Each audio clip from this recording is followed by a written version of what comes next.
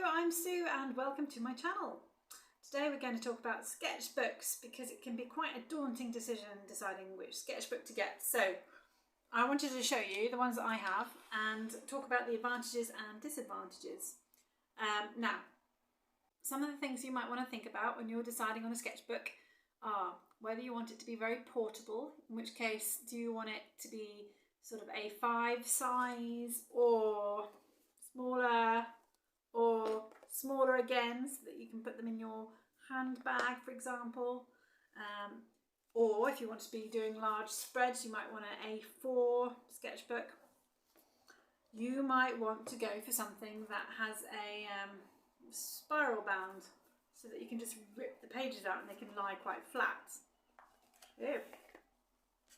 Just lost my placeholder. There are some ones like these books that lie completely flat, so you don't need to worry about whether they lie flat. The spiral bound, you don't have to worry about that at all, unless you're trying to do a double page spread, in which case you can't ever get them quite flat enough, for me anyway. So I'll take you through the ones I like. Perhaps I'll talk about,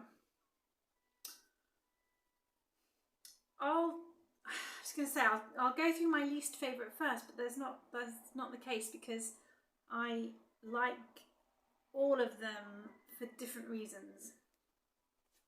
Anyway, I'll flip the camera around and I'll talk about them a little bit more, okay? I think I'm going to go from largest to smallest. So this is the largest sketchbook that I've had. It's an A4 one, and it's a Fabriano watercolour sketchbook. The paper is 200 grams, so it's quite light paper actually. It has a tendency, or could have a tendency, to buckle if you are using large, like big washes over them. Now, the advantage of having this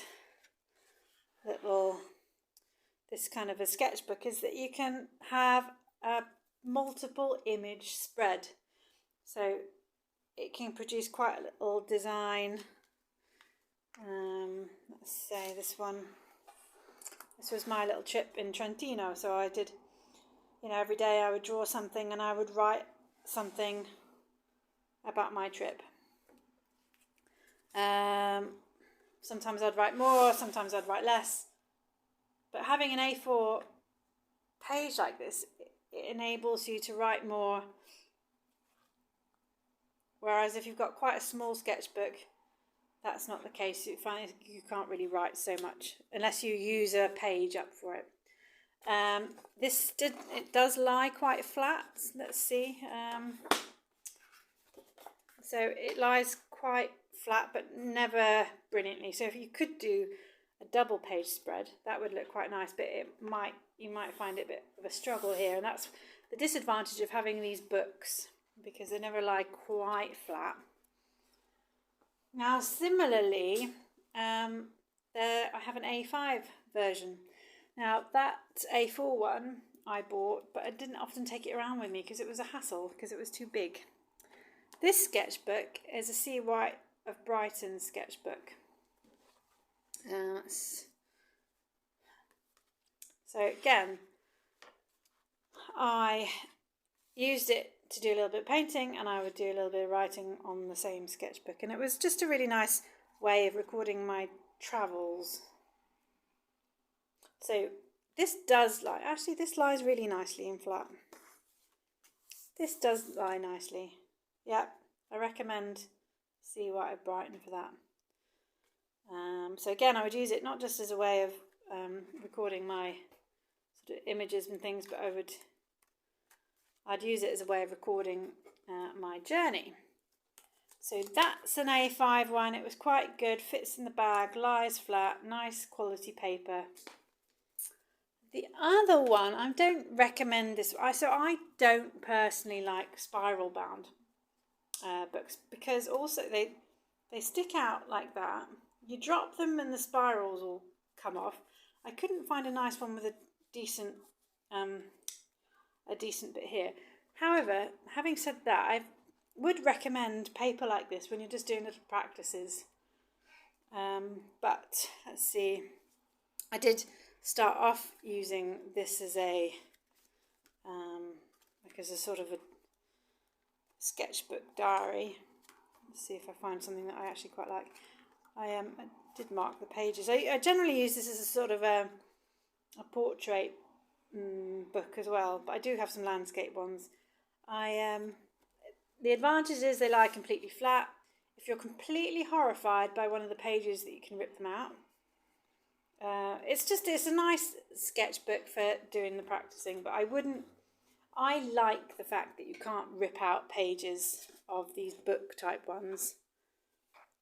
If you don't do something well, it doesn't matter. These aren't for show. No one's going to see. It's just a memory for you. Now, I had the A4 one, the A5 one, and I went smaller. And actually I went smaller and had a little tiny sketch bag that I took out separately. It turns out I didn't actually take it out too much. So I didn't carry on with a little separate sketchbook bag. What's the make of this one? Don't remember the make. Oh, it's a moleskin. Yeah, it's a moleskin. So, yeah, let's see. I did write a tiny little bit in it, but there wasn't a lot of space. This one I did like nice neat borders around because I was inspired by an artist that I can't remember the name of right now. So some of them had nice neat borders, some of them didn't. Some of them I went sort of this double page spread, and again that lay quite nicely. And what you can do is get little clips that clip onto the side so that they don't blow up when it's a little bit windy. So that was a nice little sketchbook. I personally found it a little bit too small. I would like to write more in it because I use my sketchbooks more as a sort of a record of where I've been. This next sketchbook is by a company called Caddy and Papers. It had a front page that you could do something with. I painted the front page and then went over with a wax, hoping that it would protect it a little bit, but it hasn't. In fact, I think it actually got worse after I put the wax on it. But again, I really like the square format of this. I've got various, so you can go over double page spreads. So if you want to paint larger, you can still write bits and pieces where you want. You don't have to go over the double pages. You can if you want. I like going over the double page bit. I quite like it. You don't have to, obviously. It's another one where we'll actually been painting for my art retreat. So there you go. You've got a different idea of. So this is the sketchbook that I'm using at the moment. It's got a really nice cover. I like the woven cover. It's nice and thick and protects everything. It's by a company called Tamuarta.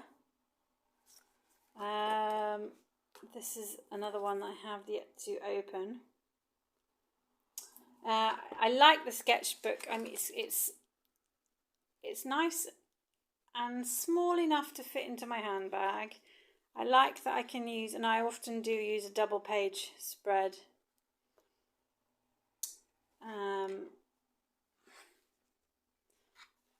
And there is space if I wanted to write more. In fact, maybe I've got an example somewhere. Yeah, you can write a little bit on the sides. It's just a really nice little sketchbook. So that's my favourite at the moment. I haven't seen it for sale lately, so I don't know whether it's still going, but it's a nice one. It's a good weight. It's 300 grams. It's 24 pages and it's cold pressed, so it's a little bit textured. All my sketchbooks are a bit textured. So let me turn it the right way up again. Hang on. So that's sketchbooks for you. You have, in summary, A4, very good because you can do huge spreads and you can write a lot and you can do interesting page designs with little images and things in different places. but quite big and bulky, difficult to stick in your handbag. Then there is the slightly smaller A5, very good size, does stick in the handbag often. You can do some writing and yeah, it's good. I think, in fact, maybe on reflection, that might be my favourite. Don't know, because we've also got the square design. So there's the square one here, which was by Caddy Papers. I don't know whether I love this one too much. I like the paper itself. I did like that, and I like that it's got like a deckled edge. That was quite interesting. However, it's just a bit too flimsy and easily damaged to go in a handbag. So I wouldn't recommend that one for handbags. There's this one, which is my current one, which I really like. It's got a nice firm cover, and it's got like a little thing here so you can see where you are. There's a strap, so it's always strapped in. Doesn't have a deckled edge, but that's all right. Looks quite pretty anyway. Nice heavy paper, doesn't buckle, hasn't buckled at all with washes. Now there's the moleskin, very easy, very portable, very good for just doing little sketches. Not amazing if you actually want to write anything in it, because there's not much space. And then there's a sort of spiral bound sketchbooky kind of thing. Wouldn't recommend those personally, because I like the fact that you can't get rid of pages. There's something special about putting sketching into something that you know that you can't get rid of. It just is a nice record. I could show you. I've shown some of the sketches. There's some disastrous ones in there, but it doesn't matter, because no one's going to see it. It's just my personal journey, and I can look at the progress that I've made through the years. So on reflection, I would say personally this one or this one, which is the A5 Sea White of Brighton one, and I'll include the links in my description. If you've got any questions about sketchbooks, or you've got a favourite, or there's some things I haven't thought about, then let me know. I'm definitely interested. I'm actually recording this little bit on sketchbooks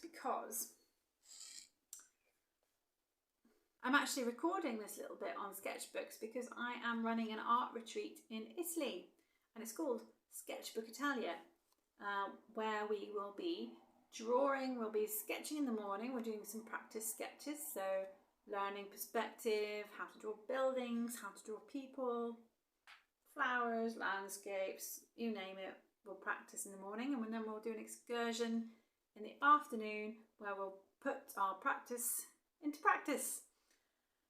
So that's the retreat. It's in a gorgeous setting. It's in Il Picchio Verde, which is a lovely accommodation set in the hills of Sant'Angelo in Pontano, in an area called Le Marche, a region.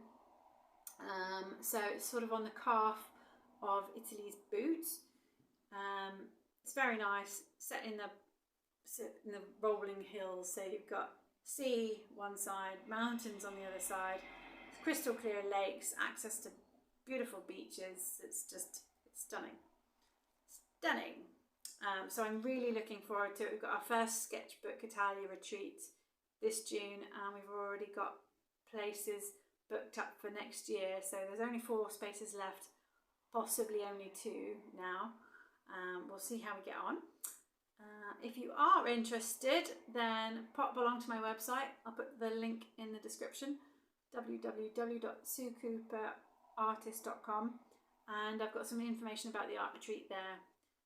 It's great value, even if I do say so myself, in comparison to some other retreats out there. And we might be reviewing the prices for the following year, so get in quick, I would say. Meanwhile, any questions on your sketchbooks, please let me know. Okay.